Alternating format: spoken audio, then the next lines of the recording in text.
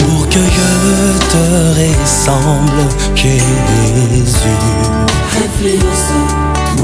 Rends grâce à Dieu ce soir pour ce 3e jour de notre séminaire.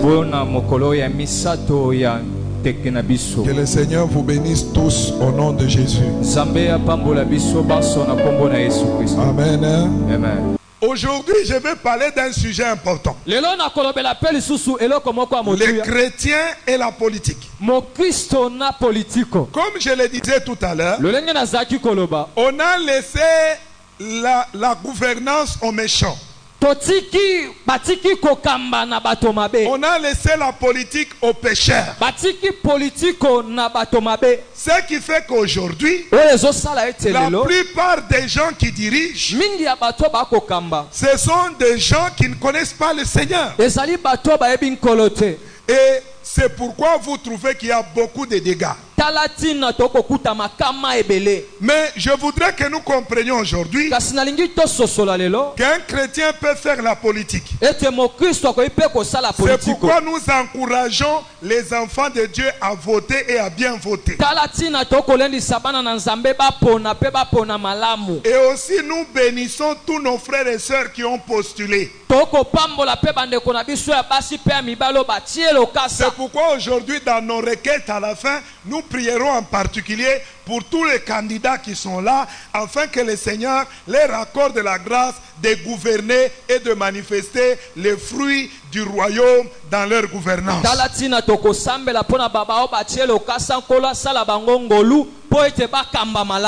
Vous savez, même vous qui avez postulé, vous devez prendre ce mandat que Dieu va vous donner s'il le veut, comme un appel et une mission que Dieu vous a confiée. Vous irez là-bas pour servir Dieu. Parce qu'on dit que lorsque les magistrats exercent la justice, il sert Dieu. Donc s'il n'exerce pas la justice, donc il ne sert pas Dieu. Écoutez-moi mes bien-aimés, vous qui avez postulé, c'est possible de gagner avec le Seigneur. Qu'est-ce que vous devez faire? Vous devez prier le Seigneur afin qu'il vous donne la victoire. Je me rappelle de Jephthé. Israël était condamné, dominé par l'ennemi. Alors ils sont allés voir Jephthé. Ils ont demandé de les aider à être délivrés de l'ennemi.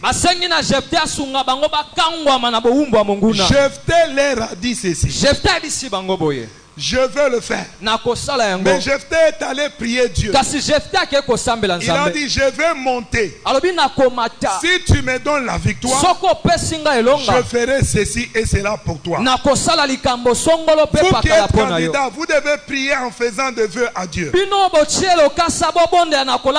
Seigneur, si tu me permets d'avoir la victoire de gagner, je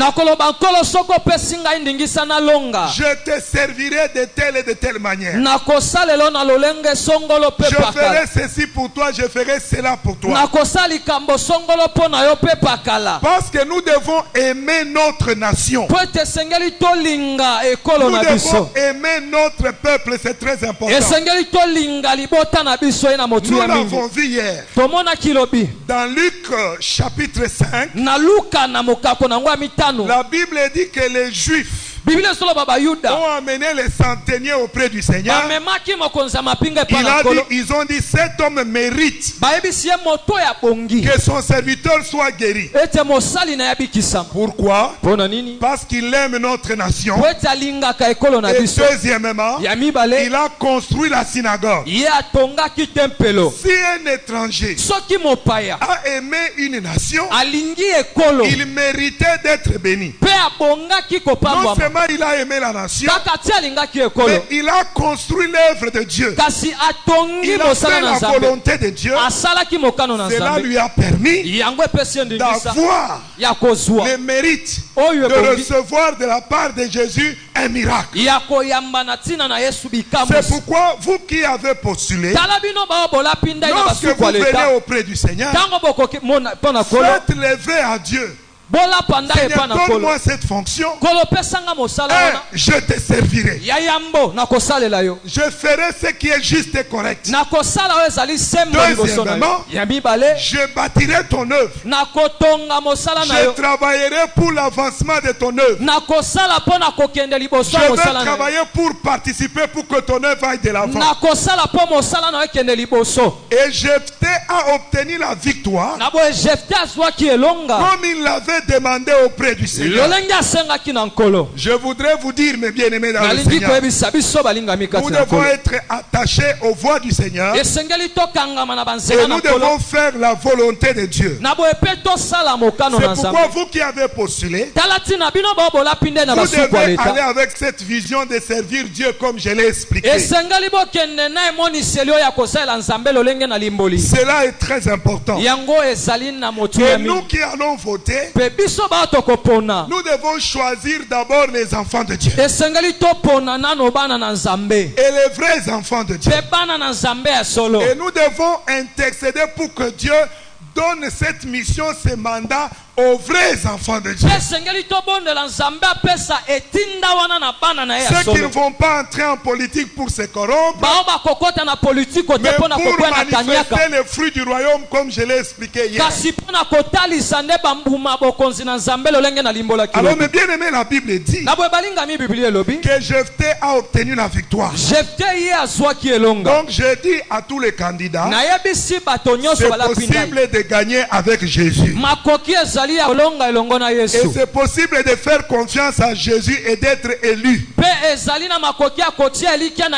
que c'est Jésus qui sélectionne, c'est lui qui choisit, c'est lui qui établit. Alors, mes bien-aimés dans le Seigneur, je disais, les chrétiens doivent faire la politique. La politique, c'est quoi? C'est tout simplement la gestion de la cité, la gestion des hommes, la gestion des entités décentralisées. Alors, gérer, c'est pas mauvais. Mais si beaucoup d'enfants de Dieu ne font pas la politique et ne votent pas, c'est parce qu'on leur a dit que la politique c'est le mensonge, c'est le diable lui. Daniel a fait la politique. Joseph a fait la politique. Daniel a fait la politique. Joseph a fait la politique correctement. Mais bien aimé dans le Seigneur, la politique, c'est quoi? La politique, c'est la gouvernance. Est-ce que nous sommes ensemble? Amen. Maintenant, le texte que je vous ai donné de 1 Corinthiens, chapitre 12, verset 28, la Bible dit Dieu a donné les uns comme apôtres, prophètes, docteurs, évangélistes, ainsi de suite. Et à d'autres, il leur a donné le don de gouverner et de secourir. Alors, si la politique, c'est la gouvernance, et que Dieu a donné à d'autres le don de gouverner, le don de bien gérer, c'est-à-dire ils sont serviteurs de Dieu pour sauver le pouvoir, pour apporter le salut dans la gestion du pouvoir. C'est pourquoi, mes bien-aimés dans le Seigneur, la Bible nous encourage aussi à faire la politique. Le diable n'est pas dans la politique. Même dans l'église, le diable est là. La Bible dit Dieu tenait conseil avec ses fils. Le diable s'est présenté dans le conseil. Donc ne croyez pas que non, le diable, il est seulement au marché. Non, il peut même, comme on est là, il entre, il passe. Dieu lui-même tenait conseil, il est entré. Pourquoi vous croyez que le diable est seulement dans la politique, mais n'est pas dans les maisons et dans les rues? C'est pourquoi il faut bien voter. Et il faut aussi entrer dans la politique si vous avez l'appel. C'est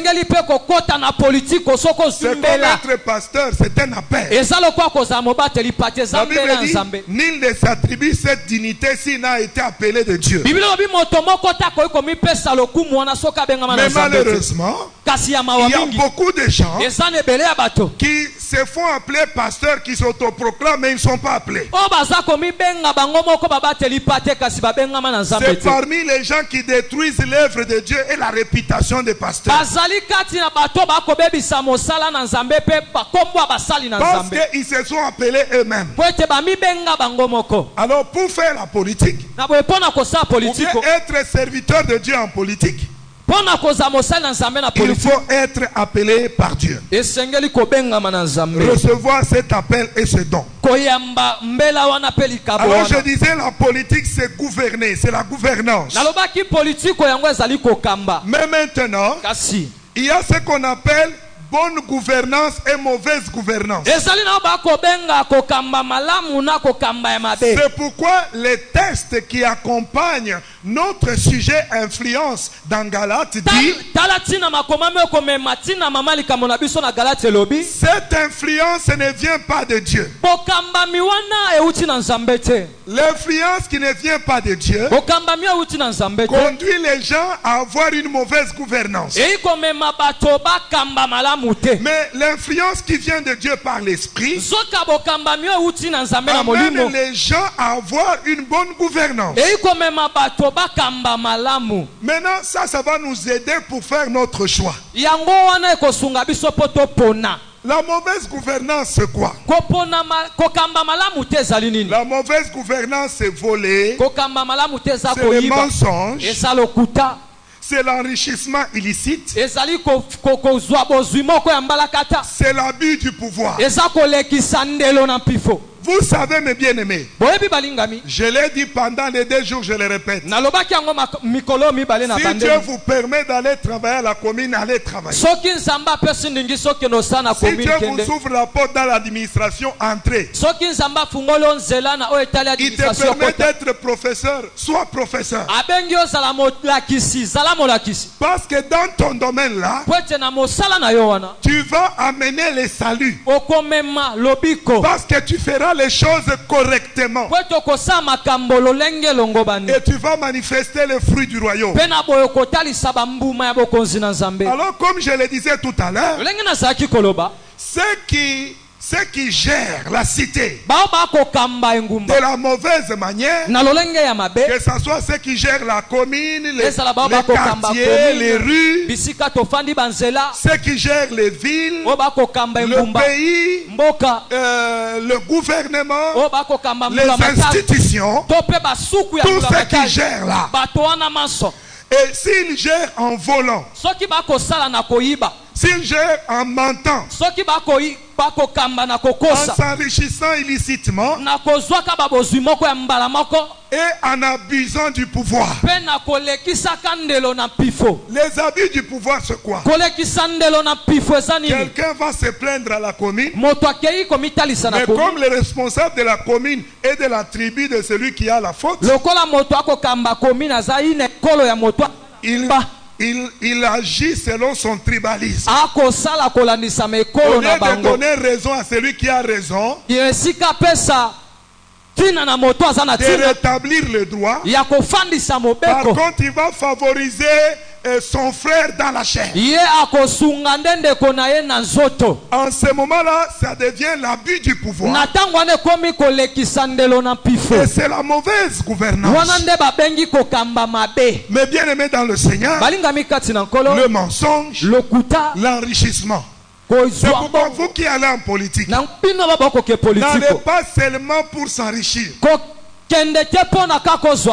Dieu voit nos intentions. Même si c'était ton intention, dis à Dieu, pardonne-moi. Maintenant, je change mon intention. Je vais aller là-bas pour être un missionnaire dans ton compte. Je vais aller là-bas pour manifester le fruit du royaume. Je vais aller là-bas pour t'honorer, pour faire ta volonté. Ça, c'est la mauvaise gouvernance. Maintenant, la bonne gouvernance de la cité, c'est quoi? C'est gérer avec transparence et avec responsabilité. C'est-à-dire, tout ce qu'on fait est transparent. Vous savez, comme j'ai donné l'exemple ici, savez-vous que tous ceux qui travaillent dans les structures de l'administration, ils ont droit aux primes. Mais qu'est-ce qui se passe? Quand le chef reçoit les primes, il prend tout, il va acheter une parcelle à Kitambo. Au lieu de donner aux gens leurs primes, les gens qui travaillent, mais lui il prend la prime, il achète sa Jeep. C'est pourquoi tout le monde a envie d'être à sa place. Mais ce qu'ils ignorent, la Jeep là, c'est leur propre prime que cet homme a acheté. Mais si un enfant de Dieu est à ce poste-là, la Bible nous dit que l'ouvrier mérite son salaire. La Bible nous interdit de manger le salaire de quelqu'un d'autre, de prendre le sang de quelqu'un d'autre. La Bible l'interdit. Il dit dans Habakkuk, maudit soit celui qui bâtit une ville avec le sang. Un jour David, là ils étaient encerclés. Jérusalem était aussi encerclée. David a eu soif. Il a dit j'ai soif de boire l'eau du puits de Jérusalem. Alors ses serviteurs ont risqué leur vie. Ils se sont battus jusqu'au puits. Ils ont puisé de l'eau pour lui. Ils se sont battus jusqu'à lui amener de l'eau. Puisque tu voulais l'eau du puits, nous nous sommes battus. Nous avons exposé notre vie.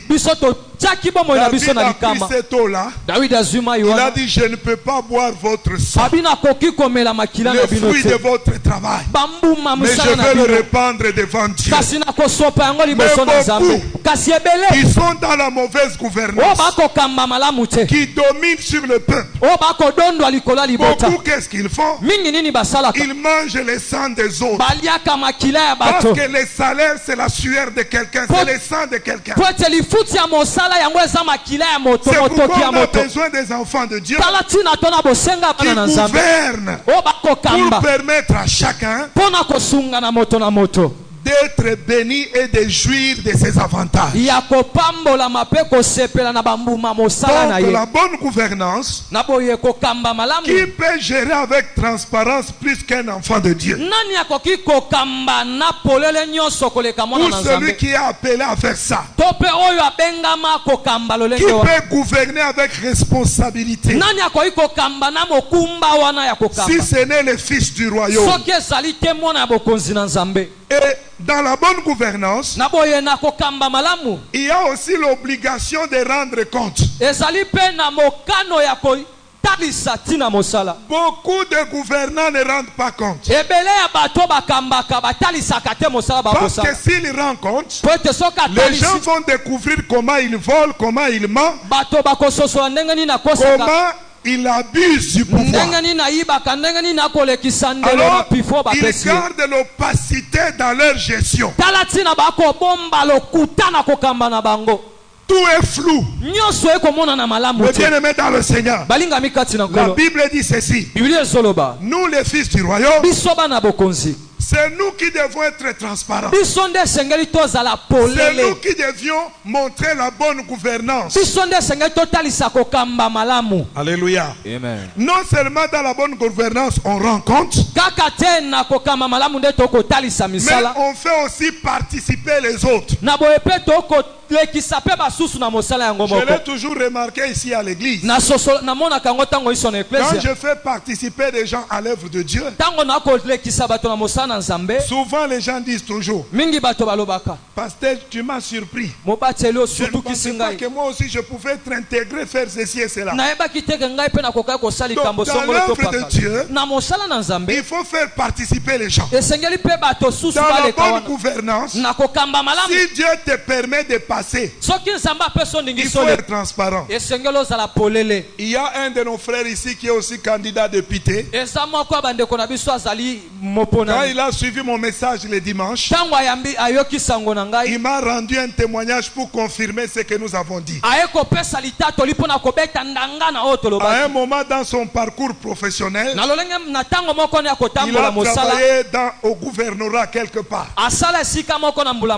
Alors quand on lui avait donné la responsabilité de voir toutes les recettes du gouvernorat et de payer tous ces gens qui doivent être payés par le gouvernorat. Après avoir tout fait, calculé, qui doit avoir quoi du gouverneur jusqu'au policier, tous ceux qui travaillaient au gouvernorat, tous ces services qui étaient attachés au gouvernorat, les divisions, les services et les mandataires. Alors, il a tout fait, il a présenté au gouverneur. Et ce gouverneur, c'est quelqu'un qui était venu de l'Europe. Il avait les ambitions aussi de servir Dieu dans son pays. Il était correct. Il avait la bonne gouvernance. Or, ça ne se fait pas comme ça. Souvent, la personne qui gère là, c'est quelqu'un du dedans. Vous comprenez ce que je veux dire? C'est moi l'expression. Des fois, c'est sa femme, c'est son évêque. On doit gérer avec opacité. Alléluia. Amen. Et vous savez ce qui s'est passé? Après, on a commencé à payer les gens. Quand les gens venaient, ils voyaient le nom, les salaires, et puis l'enveloppe pour signer, et puis on lui donne. Quelques personnes ont commencé à pleurer. Ils étaient déjà vieux dans le service. C'était des divisionnaires. Parce que les divisionnaires sont gérés par les gouvernements. Alors ils ont commencé à pleurer. Il leur demande pourquoi vous pleurez. Il dit depuis qu'on a commencé le service de l'État ici, c'est la première fois qu'on voit notre salaire. C'est combien? Souvent il y a le nom, la case du salaire est vide, et puis il y a signature, on te donne 20 000 francs. Vous savez, des fois quand les gens insultent même le président, moi j'ai compris que beaucoup de choses, ce ne sont même pas les présidents, c'est les gens là qui gèrent. Quelqu'un peut avoir une bonne vision, mais les gens qu'on établit là, des menteurs, des voleurs, ils ont une mauvaise gouvernance. Et c'est ce qui amène beaucoup de choses et de complications. Et ces papas ont pleuré des larmes de leurs yeux. Ils ont dit on n'a jamais vu ça. Depuis que nous avons commencé cette carrière, tous les gouverneurs qui sont passés avant vous. Et vous savez quoi? Ces gouverneurs n'avaient pas traîné. On a fait des complots contre lui, on l'a enlevé. Parce qu'il y a aussi des gens qui travaillent pour la mauvaise gouvernance. Il y a des gens qui travaillent pour influencer de la mauvaise manière. C'est pourquoi nous vous encourageons, chrétiens, à postuler afin d'influencer de la bonne manière, afin d'être de bons leaders, pour qu'on ne continue pas à voler les salaires, les primes et les avantages des gens. Des gens qui seront là pour parler en faveur du peuple. Est-ce que quelqu'un peut dire amen? Amen. Parce que la nation a besoin du salut. C'est pourquoi nous les chrétiens, Il y en a même qui veulent passer à voter, politique, il faut voter. Parce que quand vous ne votez pas, vous encouragez ceux qui sont mauvais. La bonne gouvernance, c'est aussi la capacité de répondre aux besoins de la population. Alors nous devons élire des gens qui seront à même de répondre aux besoins de la population. C'est pourquoi, mes bien-aimés, moi je prie tous les jours que les vrais enfants de Dieu soient nommés à des postes ministériels pour manifester les fruits du royaume. Moi, je suis en train de prier pour les 56 sièges de Kinshasa. Que la grande partie, que ce soit des vrais enfants de Dieu. Parce qu'il y en a beaucoup qui sont allés là-bas. Ils ont même oublié qu'eux-mêmes ils étaient chrétiens. Tu es là, tu es candidat. Je voudrais te parler comme Moïse a parlé à Israël. Quand tu mangeras, quand tu te rassasieras, n'oublie pas de bénir l'Éternel ton Dieu. Quand tu seras élu, quand tu seras appelé à gouverner, n'oublie pas.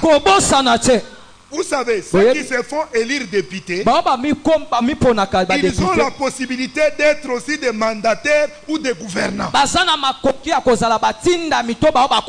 C'est pourquoi nous devons prier pour le nôtre, pour les enfants de Dieu et pour tous ceux-là que Dieu a appelés. Les gens qui peuvent rendre justice. Est-ce que quelqu'un peut dire Amen? Amen. Je vais lire quelques versets avant de terminer. Je vais lire quelques passages. Je commence avec l'Ancien Testament et je finis avec le Nouveau Testament. Prenons Psaume 101, le verset 8. Je lis et puis on commente ensemble. Psaume 101. Le verset 8. Que nous dit le psaume? Il dit ceci. Psaume 101, le verset 8. Je commence à partir du verset 7. Il dit: celui qui se livre à la fraude n'habitera pas dans ma maison. Celui qui dit des mensonges ne subsistera pas à ma présence. Chaque matin, j'anéantirai tous les méchants du pays, afin d'exterminer de la ville de l'Éternel tous ceux qui commettent l'iniquité. Amen. Amen. Dieu veut exterminer. Dieu veut éliminer tous les fraudeurs, les menteurs, tous ces gens qui font la mauvaise gouvernance. Et Dieu veut anéantir tous les méchants et tous ceux qui commettent l'iniquité. Mais comment, si Dieu les enlève, il va mettre qui? C'est pourquoi nous encourageons tous les enfants de Dieu qui ont postulé. Amen. Amen. Lisons encore un autre texte. Prenons Proverbe. Proverbe 28. Proverbe 28, le verset 15. Que nous dit Proverbe 28, le verset 15? La Bible dit ceci. 28, 15. Il dit ceci. Comme un lion rugissant et un ours affamé, ainsi est les méchants qui dominent sur le peuple pauvre. Amen. Comme un lion rugissant. Vous savez, quand un lion rugit, ce n'est pas de la blague. Tu peux tout faire dans les habits. Il dit c'est comme un loup affamé. Il déchire, il détruit sa proie. C'est comme ça que sont les méchants qui gouvernent. C'est comme ça que sont les méchants qui dominent sur le peuple. Le peuple cherche un homme pour sauver le peuple. C'est pourquoi nous, pasteurs, nous devons prier. Et même cette période ici, les pasteurs devraient enseigner les fidèles comment bien voter et leur donner des indices pour voter les bonnes personnes. Malheureusement, les pasteurs sont dans des conflits inutiles. Au lieu d'être en train de montrer aux gens quels sont les critères, les profils des gens qui peuvent bien gouverner, au lieu de présenter à l'église les candidats chrétiens, ils sont dans une confusion. Ils se battent pour des choses terrestres. Écoutez-moi, frères et sœurs. Ceux-là qui ne connaissent pas Dieu, ce sont des loups affamés. Ce sont des lions affamés. Ils dominent sur le peuple, ils gouvernent le peuple en les tuant et en les détruisant. C'est pourquoi que Dieu bénisse tous ceux qui ont postulé. Que Dieu vous capacite et que Dieu vous mandate pour être en mesure d'influencer correctement. Quelqu'un peut me dire amen bien? Amen. Quelqu'un peut me dire amen bien? Amen. Prenons encore Proverbe 29. Proverbe 29. Le verset 2 dit quoi? Le verset 2 dit ceci.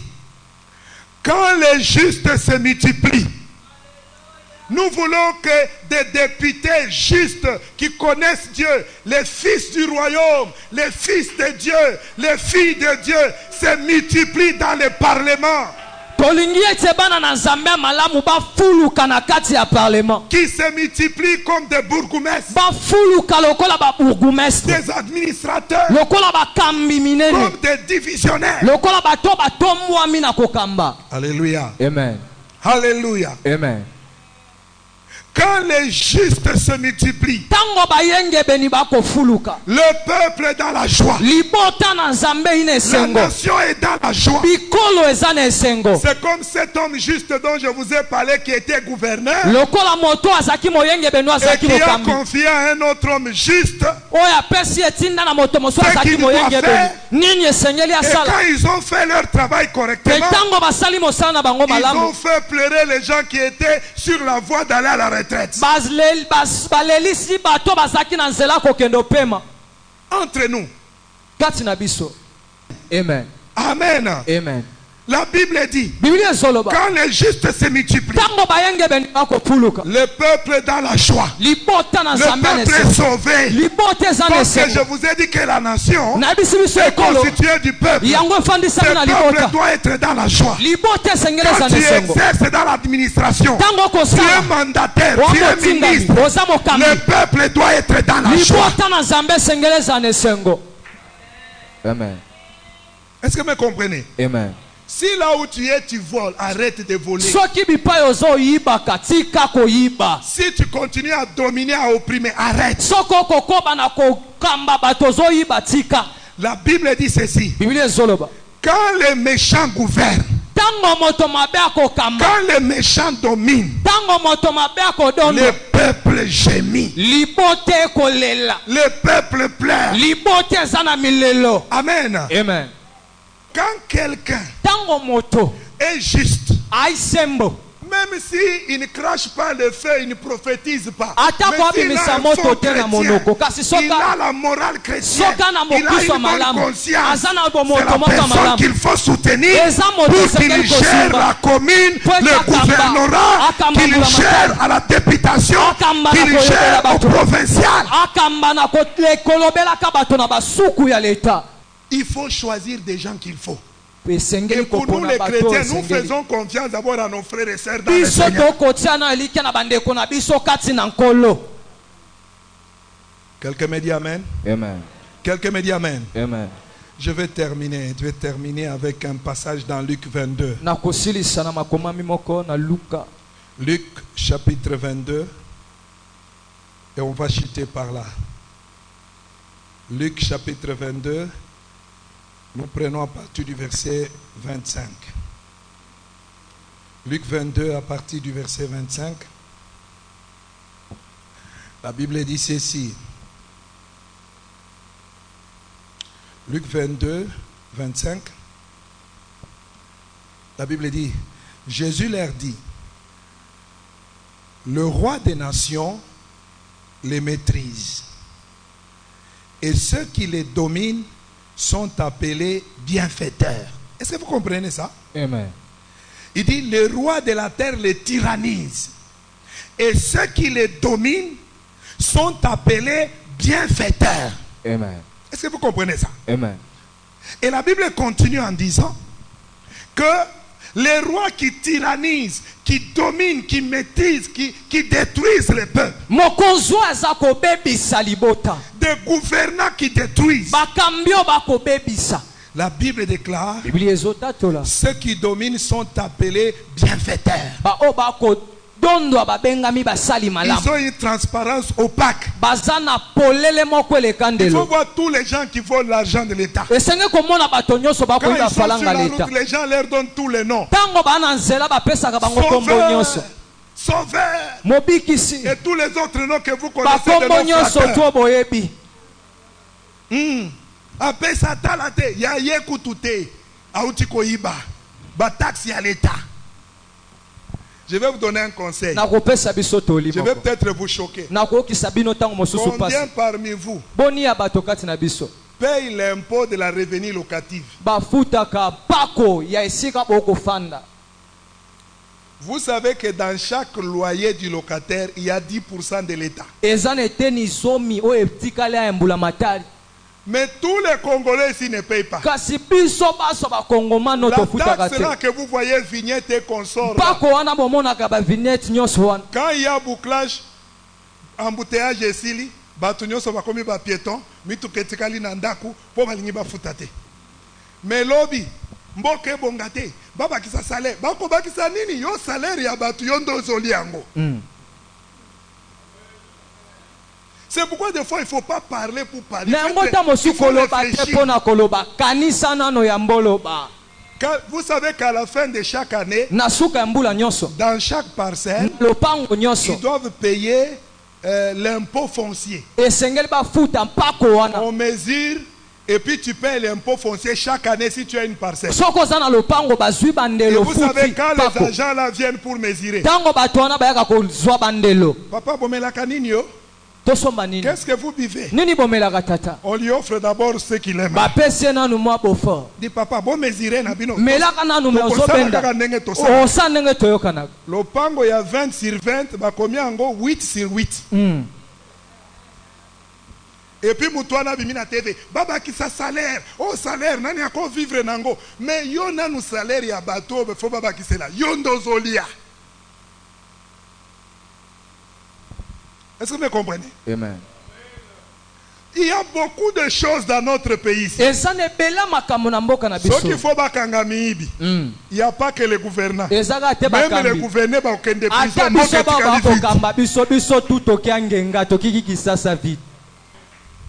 Je vous pose la question. Un chrétien peut faire la politique ou bien il ne peut pas faire. La politique elle est mauvaise ou bien elle est bonne? Elle est bonne. Si Dieu a donné le don de gouverner, c'est pour que les gens qui ont le don, ils l'appellent gouvernent. Et vous tous qui postulez, considérez-vous comme des missionnaires. Si on t'élève à un poste, on te donne un gars, on te donne, on te mandate quelque part. Tu deviens mandataire. Donne la joie au peuple. Parce que tu gouvernes bien. Parce que tu fais bien les choses. Savez-vous que les députés ont des cabinets? Ils ont l'administration. Et cette administration est payée par l'État. Si quelqu'un ajoute des assistants, lui-même dans sa part, il peut aussi payer les mêmes personnes. Malheureusement, quand l'argent vient pour le fonctionnement, vous voyez les députés, il y a les gens qui transportent les phares, qui vont au cyber, qui passent les nuits à saisir les tests que lui va se faire. Quand on leur donne les primes, on leur donne les salaires, lui prend, il va acheter une parcelle. Lui prend, il achète une nouvelle Jeep. Des gens comme ça, qui ne soient pas réélus dans cette législature. Amen. Amen. Ces gens qui dominent, qui font souffrir, qui font gémir les autres. C'est pourquoi la Bible dit malheur à celui qui bâtit une ville sur le sang. Il y a beaucoup de gens qui bâtissent sur le sang des autres. L'ouvrier mérite son salaire. Mais malheureusement aujourd'hui, ce n'est pas le cas. Souvent, on bouffe le sang des autres. C'est avec le sang des autres qu'on domine. Alors c'est pourquoi je veux vous exhorter. Quand vous irez voter, votez utile. Votez des enfants de Dieu. Si tu n'as pas de candidat, viens me demander, je vais te montrer. Au-delà de tout ça, nous comptons sur le Seigneur. Parce que le test de Luc dit ceci. Celui qui veut être grand, c'est-à-dire celui qui veut diriger, celui qui veut être élu, celui qui veut gouverner, la Bible dit qu'il soit le serviteur des autres. On vient gouverner pour servir les autres, pas pour se servir. On peut même répéter la devise du MPR. MPR égale servir et non se servir. Quand tu viens dans l'église, dans l'œuvre de Dieu, c'est pas pour te servir, mais c'est pour servir les autres. Mais chose bizarre, la mauvaise gouvernance est entrée même dans l'église. Vous voyez un pasteur, il n'a qu'une Bible, mais il a 8 protocoles. Ils font des tours de transporter la Bible.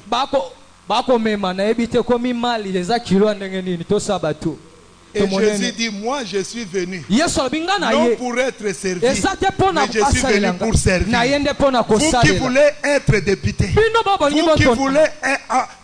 vous qui voulez postuler ou bien exercer au ministère comme mandataire, soyez les serviteurs du peuple. Servez le peuple.